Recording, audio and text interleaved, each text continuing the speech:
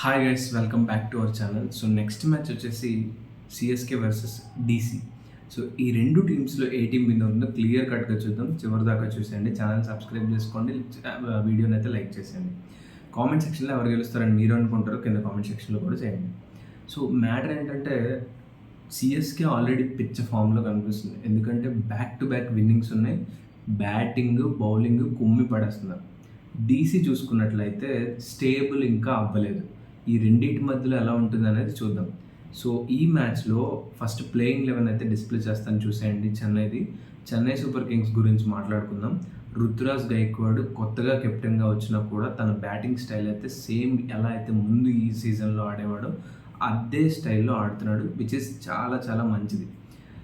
తర్వాత రచిన్ రవీంద్రని తక్కువ డబ్బులతో కొనుక్కోవడం వీళ్ళు చేసిన పెద్ద పెద్ద పెద్ద పెద్ద సూపర్ థింగ్ అనమాట.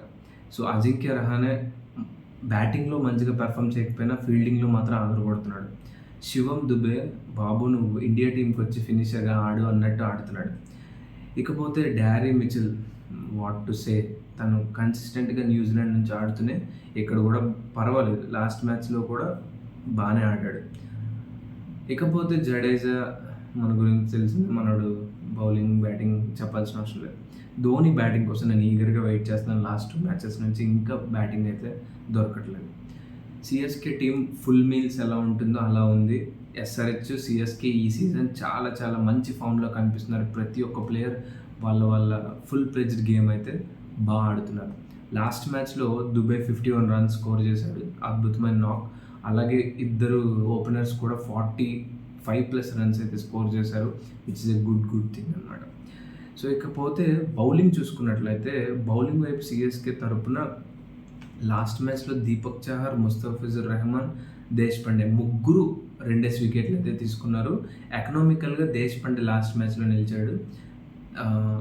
దీపక్ చహర్ కూడా మంచిగా, ఇద్దరు ముస్తఫిజుర్ రెహమాన్ కూడా ఎకనామికల్గా వేశారు. బౌలింగ్లో రవీంద్ర జడేజా వికెట్స్ తీయకపోవడం ఇక్కడ కొంచెం ఆశ్చర్యం. లాస్ట్ మ్యాచ్లో డ్యారీ మిచిల్ కూడా 1 వికెట్ తీశాడు. పతిరానా కూడా 1 వికెట్ తీశాడు 4 ఓవర్స్లో. సో ఓవరాల్గా ఫుల్ మీల్స్ అని చెప్పాను కదా, వీళ్ళ గురించి ఎంత మాట్లాడినా ఇంకా వస్తూనే ఉంటాయి. సో కంప్లీట్గా వీళ్ళకి మంచి ఛాన్సెస్ అయితే ఉన్నాయి ఈ సీజన్ గెలవడానికి కూడా. అలాగే ఈ మ్యాచ్ అనేది విశాఖపట్నంలో జరగబోతుంది, which is a good thing. ఎందుకంటే మన ఆంధ్ర వాళ్ళకి మ్యాచ్ చూసే అవకాశం అయితే దొరుకుతుంది.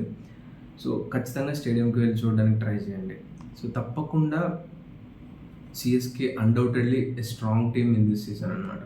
సో డీసీ పరిస్థితి ఇంకా స్టేబుల్గా అవ్వలేదు, అది కొంచెం నిరాశపరుస్తుంది నన్ను.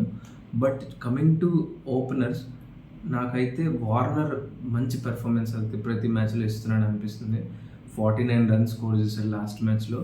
మిచెల్ మార్ష్ తను మిడిల్ ఆర్డర్లో వస్తే బెటర్ ఏమో నా ఫీలింగ్. ఎందుకంటే ఓపెనర్గా పర్వాలేదు, బట్ మిడిల్ ఆర్డర్లో తను వచ్చి ఏమైనా మనకి పృథ్వీ షాని తీసుకొస్తే కొంచెం మొమెంటం బాగుంటుందేమో అనిపిస్తుంది నాకు.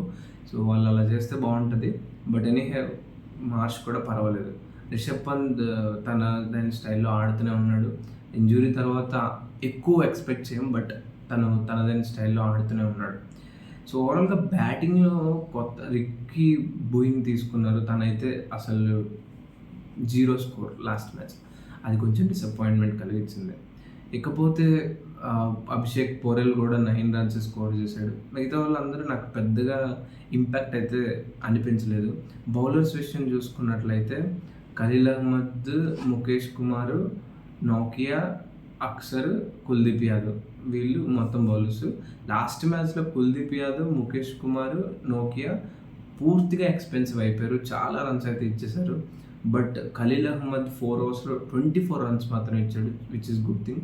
అక్షర్ కూడా 4 ఓవర్స్లో 21 రన్స్ మాత్రం ఇచ్చాడు. మిగతా వాళ్ళందరూ ఎక్కువ రన్స్ ఇచ్చేసారనమాట. సో బౌలింగ్ స్టేబుల్ అవ్వాలి, ఒక మ్యాచ్ ఆడటమే కాదు, కన్సిస్టెంట్గా ఆడితేనే టీంని విన్నింగ్ సైడ్ తీసుకెళ్తారు. అది కొంచెం నేను ఎక్స్పెక్ట్ చేస్తున్నాను. అపార్ట్ ఫ్రమ్ దట్ మిగతా అంతా బాగుంది. ఈ పిచ్ పైన యావరేజ్గా స్కోర్ చూసుకుంటే 170 నుంచి 180 దాకా స్కోర్ అయితే ఉంది, which is a good thing. బ్యాటింగ్కి బాగుంటుంది పిచ్ అయితే. సో తప్పకుండా మన వాళ్ళ నుంచి చెన్నై సూపర్ కింగ్స్ వాళ్ళు దుమ్ము లేపేస్తారు అనిపిస్తుంది. సో ఓవరాల్‌గా చూసుకున్నట్లయితే నాకు ఎందుకో చెన్నై సూపర్ కింగ్సే ఈ మ్యాచ్‌లో కూడా డామినేట్ చేసే అవకాశం అయితే క్లియర్‌గా కనిపిస్తుంది.